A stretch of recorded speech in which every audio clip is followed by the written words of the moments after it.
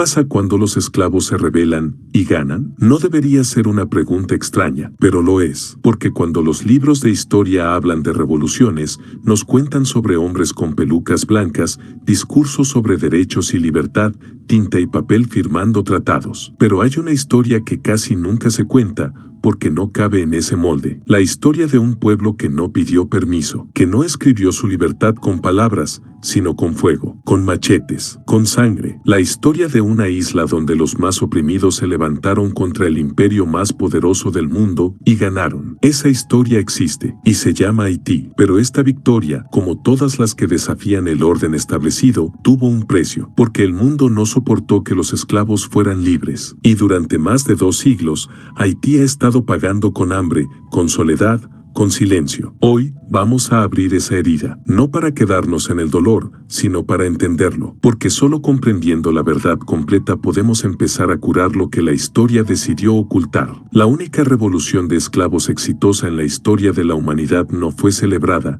fue castigada. Haití fue libre, pero no lo dejaron vivir en libertad. Para entender esta historia, tenemos que ir al origen, cuando el Caribe se convirtió en un infierno disfrazado de paraíso. Saint-Domingue, la colonia más rica del mundo, construida sobre cuerpos. Éramos una mina de oro, pero no de oro, sino de azúcar. Francia nos llamó su joya del Caribe. Saint-Domingue, el mayor productor de azúcar, café, añil y cacao de todo el mundo colonial. Desde Europa, los barcos llegaban vacíos y regresaban llenos, desbordando riquezas, financiando imperios, levantando palacios, pagando guerras. Los reyes, los nobles, los comerciantes, todos comían dulces gracias a nuestro sudor, nuestro llanto, nuestra carne. Pero para que una tierra produzca tanto, primero hay que romperla. Y para eso, Francia trajo más de 500,000 de africanos, arrancados de sus pueblos, encadenados, deshumanizados. Fuimos obligados a trabajar de sol a sol, bajo látigos, bajo calor, sin nombre, sin alma. La colonia más rica del mundo se construyó sobre los cuerpos más pobres del planeta. Y no era solo trabajo forzado, era tortura legalizada. A cada latigazo lo llamaban corrección, a cada mutilación, castigo ejemplar. Los esclavos no tenían derecho a existir, solo a producir. Y cuando uno moría, otro llegaba. Éramos reemplazables, desechables, invisibles. Pero un pueblo no puede vivir encadenado para siempre. La vida del esclavo, tortura, humillación y resistencia. En las plantaciones, lo cotidiano era el horror. Un niño podía ser vendido lejos de su madre por un saco de monedas. Un hombre podía perder un brazo por detenerse a beber agua sin permiso. Una mujer podía ser violada y obligada a trabajar al día siguiente. El hambre era una constante. La violencia, una norma. Los castigos eran públicos, amputaciones, quemaduras, marcas de hierro al rojo vivo. Todo para sembrar el miedo, todo para romper el alma. Pero nunca la rompieron del todo, porque incluso en medio del infierno, aprendimos a resistir. En las noches, en secreto, cantábamos. Recordábamos los ritmos de África, las leyendas, los ancestros. Convertimos la espiritualidad en fuerza, el vudú en refugio, la memoria en escudo. Y así, lentamente, aunque nadie lo viera, sembrábamos rebeldía en cada tambor. ¿Te imaginabas que Haití había sido tan brutalmente explotada? Déjamelo en los comentarios. La semilla de la rebelión ya estaba plantada y estaba a punto de estallar. El espíritu de libertad, la influencia de la Revolución Francesa. En 1789, al otro lado del océano, Francia ardía en su propia revolución. Los burgueses exigían libertad. El pueblo gritaba igualdad. Los panfletos cruzaban mares y fronteras. Y sus ideas llegaron hasta nosotros, pero llegaron distorsionadas. Los blancos de Saint-Domingue querían libertad, sí, pero solo para ellos. Querían comerciar sin pagar impuestos al rey. Querían más poder político. Pero nosotros escuchamos esas palabras y entendimos algo más profundo. Si los hombres nacen libres e iguales, entonces la esclavitud no puede seguir existiendo. Liberté,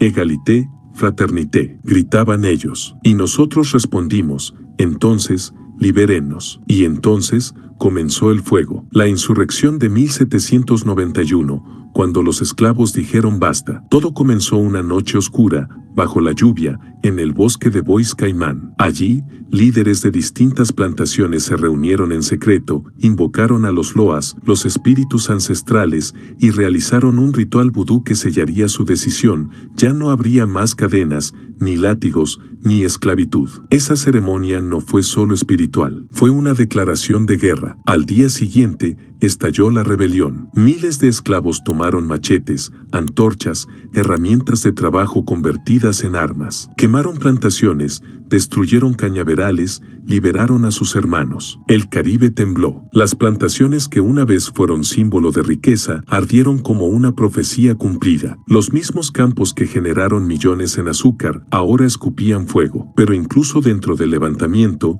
no todos estaban listos para ceder el poder. Algunos negros libres y mulatos ricos temían perder sus propios privilegios. Los intereses se cruzaban. No todos querían la libertad completa. Algunos solo querían su parte del pastel. Otros querían acabar con el pastel. Y en medio de ese caos, emergió un líder que cambiaría todo. Toussaint Louverture, el esclavo que se convirtió en general. Toussaint nació esclavo. No conoció la libertad, pero aprendió a leer. Se formó en secreto, leyendo a los ilustrados franceses, estudiando estrategias militares, comprendiendo a sus enemigos. Cuando la rebelión estalló, él no solo alzó el machete, trazó planes, organizó tropas, negoció alianzas. En poco tiempo, un esclavo analfabeto para los ojos del imperio se convirtió en el estratega más temido del Caribe. Jugó el ajedrez de la guerra con maestría.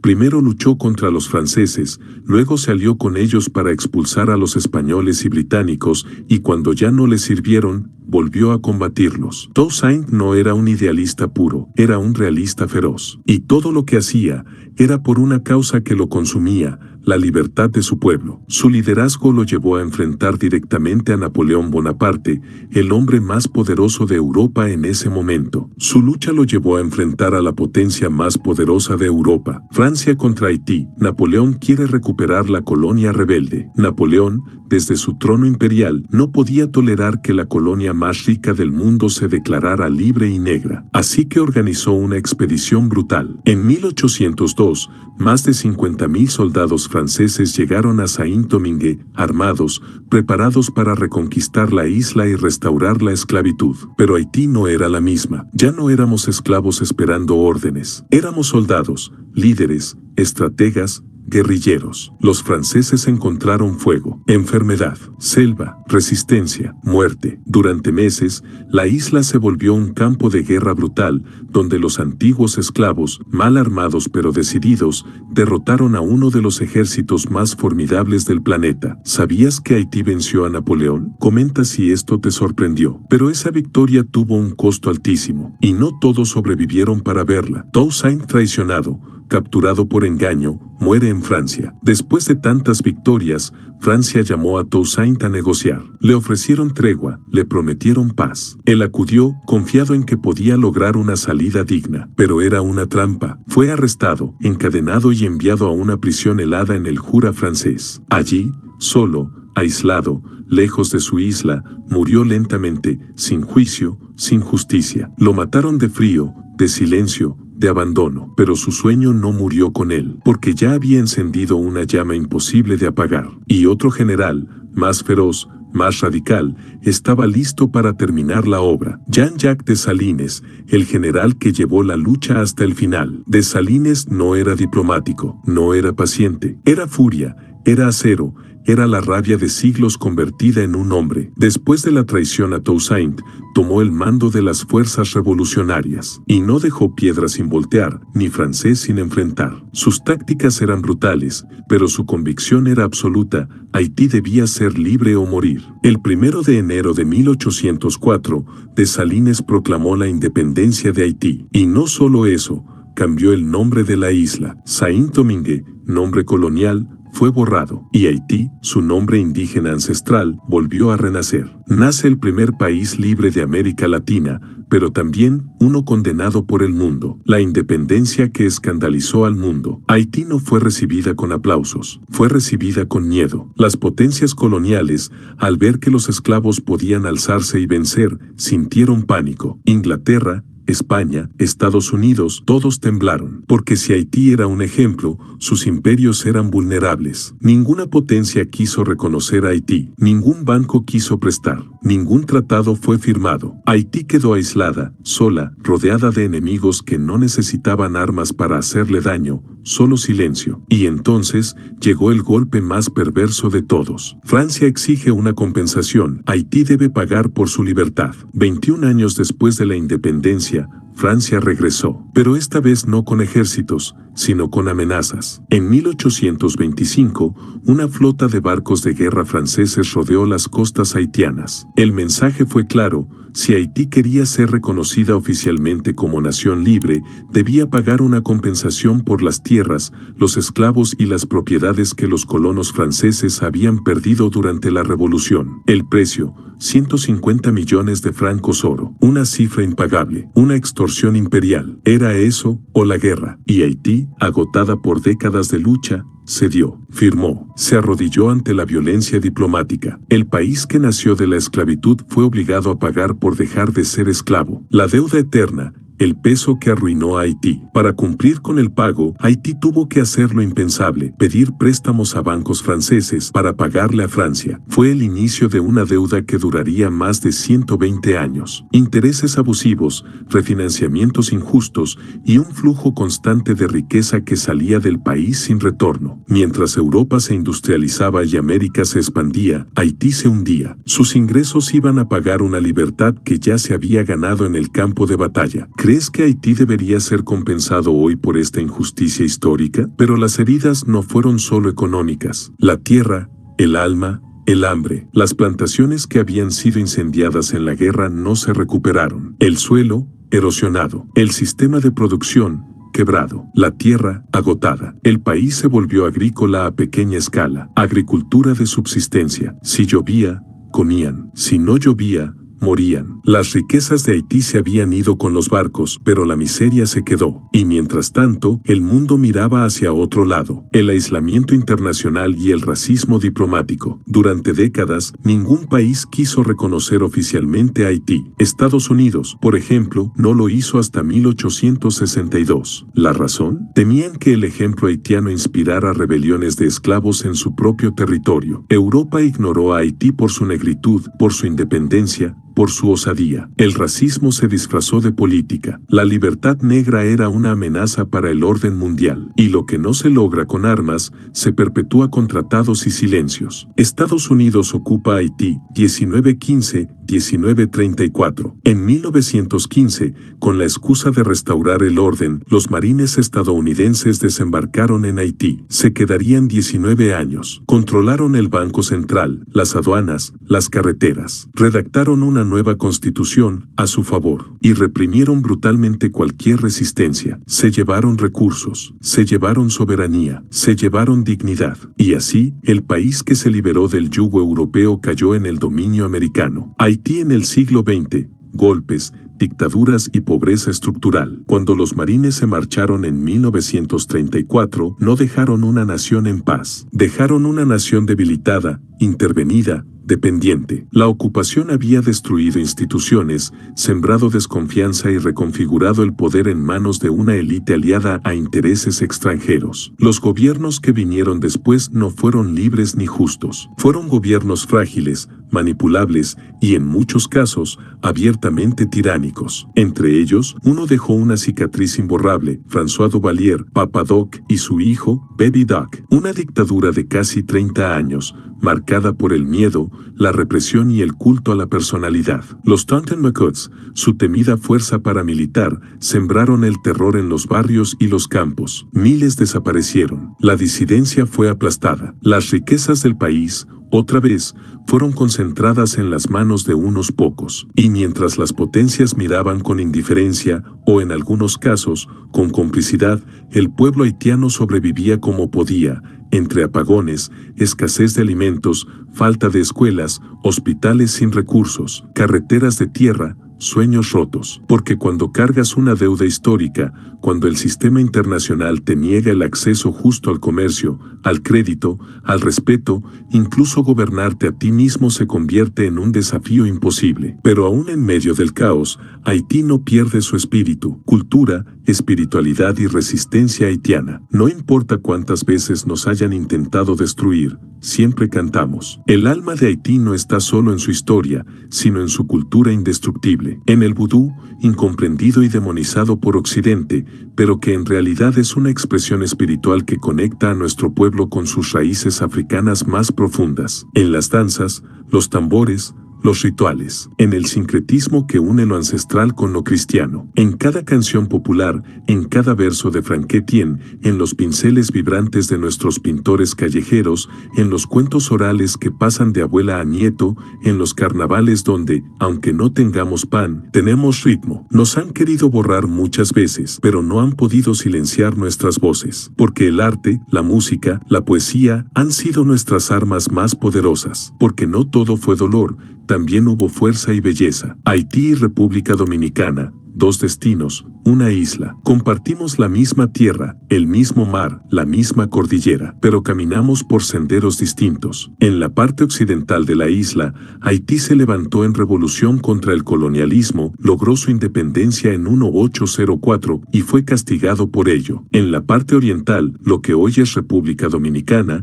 la independencia vino más tarde, con otros actores, otros procesos y otras relaciones con el mundo. Pero en esa historia compartida también surgieron tensiones, fronteras que no solo dividen geografías, sino memorias, estigmas, prejuicios. Las campañas antinegras, la masacre de 1937 ordenada por Trujillo, los discursos que retratan a Haití como una amenaza, como una carga, como una sombra. La historia entre Haití y República Dominicana es compleja, profunda y muchas veces dolorosa, pero también está llena de oportunidades para el entendimiento, el respeto y la reconciliación. ¿Te gustaría que hiciéramos un video completo sobre la historia entre RD y Haití? Coméntalo abajo. Y aún hoy, las cicatrices coloniales siguen abiertas. La maldición del oro blanco, el azúcar, la riqueza que no quedó en Haití. El azúcar, lo llamaban el oro blanco. Durante el siglo XVIII, Haití producía más azúcar que cualquier otra colonia en el planeta. Cada grano que endulzaba el café de un aristócrata en París,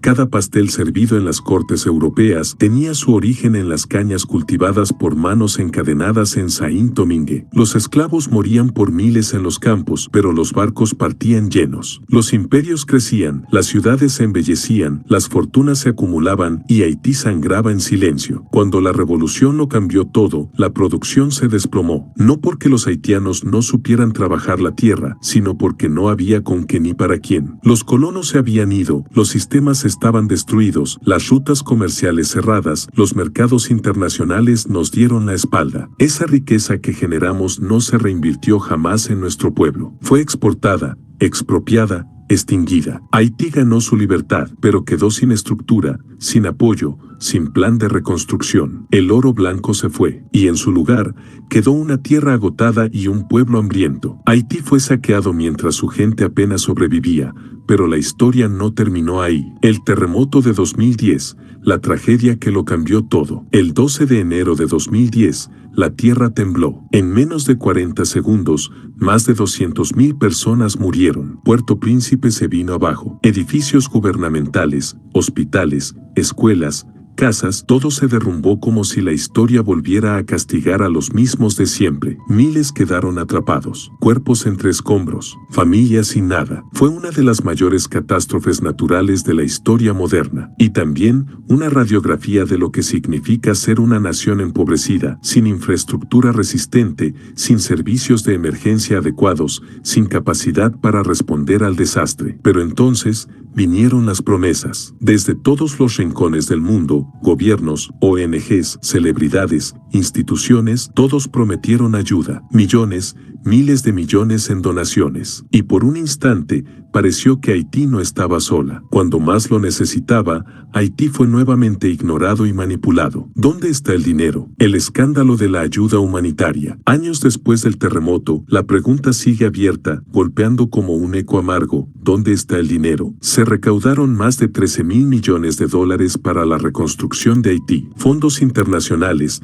donaciones privadas, campañas benéficas, pero en las calles haitianas, la pobreza siguió intacta. Las carpas se convirtieron en hogares permanentes. Las ruinas se quedaron donde cayeron. La Cruz Roja recibió $500 millones y, según investigaciones, apenas construyó 6 casas. Muchas ONGs llegaron con cámaras, discursos y promesas, pero se fueron con excusas, contratos dudosos y fondos mal gestionados. El pueblo haitiano volvió a quedarse al margen de las decisiones que afectaban su destino. Una vez más, otros decidieron por nosotros. ¿Crees que se debe investigar a fondo lo que pasó con la ayuda a Haití? Déjalo en los comentarios. Y mientras el mundo prometía, Haití lloraba otra vez. Haití hoy.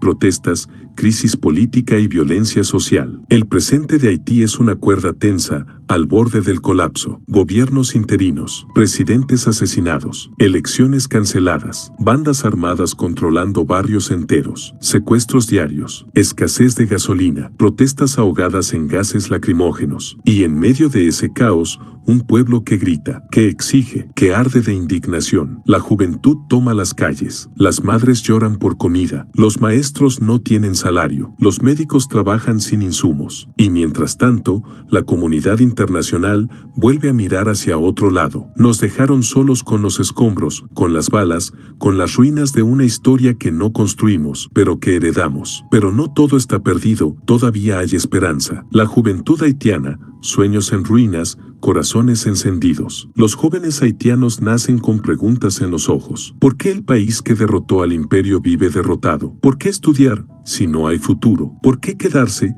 si afuera está el trabajo, la dignidad, la vida? Crecen entre apagones, disparos lejanos, promesas rotas y una memoria pesada que no termina de sanar. Pero aún así, sueñan, no con lujos, no con fama, con lo básico, poder caminar sin miedo, estudiar sin hambre, amar sin huir. Algunos cruzan el mar, cruzan fronteras, cruzan el silencio del exilio con la esperanza de algo mejor. Otros se quedan, resistiendo desde las aulas, las calles, los micrófonos, los grafitis. Son una generación que no quiere repetir la historia, que no quiere cargar con la vergüenza de haber olvidado, que conoce su valor, aunque el mundo no lo reconozca. Son ellos los que pueden cambiar el curso, pero necesitan ser escuchados. Haití y la diáspora, identidad más allá del mar. Haití no cabe en su geografía. Haití vive también fuera de sí misma. Millones de haitianos y haitianas han salido del país buscando una oportunidad en República Dominicana, en Estados Unidos, en Canadá, en Chile,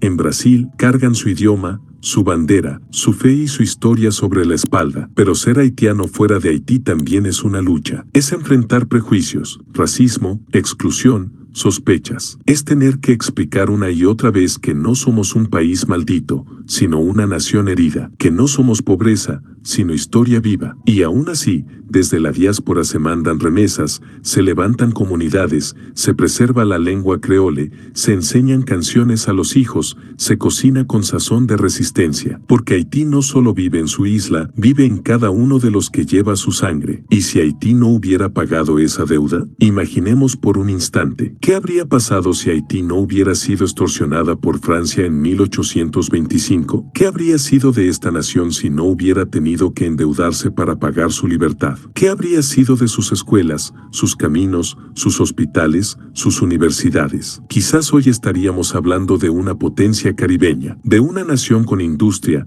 con comercio justo, con voz en la escena internacional. Pero la historia no se puede escribir desde el que habría pasado, solo desde lo que pasó. Y lo que pasó fue un crimen económico, político y humano. Un castigo imperial que no solo destruyó la economía de un país, sino que buscó aplastar su espíritu. La historia no se puede cambiar, pero sí contar con justicia. El silencio del mundo. ¿Por qué esta historia no se enseña? ¿Por qué no nos contaron esto en la escuela? ¿Por qué cuando se habla de revoluciones no se menciona que fueron esclavos africanos quienes vencieron a Napoleón? ¿Por qué cuando se enseña historia de América, Haití queda fuera del mapa? Porque esta historia historia incomoda, porque muestra el lado oscuro del colonialismo, de las democracias blancas que predicaban libertad mientras comerciaban esclavos, porque deja al descubierto cómo el sistema internacional castiga a quienes se rebelan. Hay potencias que prefieren mantener a Haití en el olvido antes que reconocer que le deben, y hay sistemas educativos que prefieren enseñar a callar antes que invitar a pensar. ¿Aprendiste esto en la escuela? ¿Crees que se debería enseñar? Comenta tu experiencia. Pero hoy, esta historia se está contando, y tú formas parte de eso. El legado de Toussaint, Dessalines y los mártires de la libertad. Cuando se habla de libertadores, el mundo repite nombres: Washington, Bolívar, San Martín. Pero muy pocos mencionan a Toussaint Louverture. Muy pocos pronuncian con respeto el nombre de Jean-Jacques Dessalines. Y, sin embargo, fueron ellos quienes lograron lo impensable: romper las cadenas, derrotar a imperios, abolir la esclavitud y fundar una nación negra libre, cuando el mundo aún creía que eso era imposible. Lo hicieron sin tratados internacionales. Lo hicieron sin apoyo de las potencias. Lo hicieron a puro machete, sangre, estrategia, fe. Toussaint, el estratega ilustrado. Dessalines, el guerrero total. Capitanes, mártires, símbolos, junto a miles de hombres y mujeres anónimos que murieron sin dejar nombre, pero no sin dejar legado. Haití es el símbolo más poderoso de resistencia en todo el continente, y quizás por eso mismo, su historia sigue siendo incómoda, porque deja en evidencia que la libertad no fue regalada, fue arrebatada, y que a los rebeldes que ganan, el mundo no los aplaude, los castiga, porque cuando la verdad incomoda, es más necesario decirla. Reparaciones. ¿Debe el mundo pagar su deuda con Haití? No es solo un tema simbólico, es una deuda real, documentada, histórica. Haití pagó durante más de un siglo por su libertad. No hay metáfora en esa frase. Hay facturas, intereses, contratos, bancos beneficiados, potencias enriquecidas. Hoy, la pregunta se impone: ¿debe el mundo reparar ese daño? ¿Debe Francia pedir perdón y devolver lo que se llevó? ¿Debe la comunidad internacional invertir no en caridad, sino en justicia? Las reparaciones no son limosna, son responsabilidad histórica, son una forma de reconocer que el sufrimiento no fue inevitable, fue provocado, y que una libertad que se compró con sangre no debió tener precio jamás. Y si el mundo tuviera el valor de mirar de frente su propia culpa, el alma invicta de Haití, entre el dolor y la dignidad. A pesar de todo, la esclavitud, la guerra, la deuda, la ocupación, el hambre, el olvido, Haití no ha muerto. Haití respira en cada tambor que suena en una plaza. Haití resiste en cada madre que cocina con lo poco que tiene. Haití canta en cada niño que aprende a leer a la luz de una vela. Haití baila, ora, crea, construye, sueña. La pobreza es real, pero también lo es la dignidad. La violencia existe, pero también la ternura. El abandono duele, pero la memoria fortalece. Porque Haití no es solo tragedia, es testimonio. Es la prueba viviente de que la libertad, cuando se conquista desde abajo, es más profunda, más honesta, más eterna. Y así llegamos al final de esta historia, o más bien, al principio de una conciencia. Conclusión: Haití, la libertad que aún se paga. La historia de Haití no es una historia de lástima, es una historia de coraje, no es una historia de fracaso, es una historia de traición global, no es una historia lejana, es una historia que nos habla hoy, ahora, en cada decisión que tomamos sobre el mundo que queremos. Haití no es un país pobre, es un país empobrecido por siglos de saqueo, exclusión y castigo. Pero Haití también es un espejo. Nos muestra cómo el poder castiga la rebeldía, cómo la verdad es silenciada cuando incomoda, y cómo, a pesar de todo, la dignidad resiste.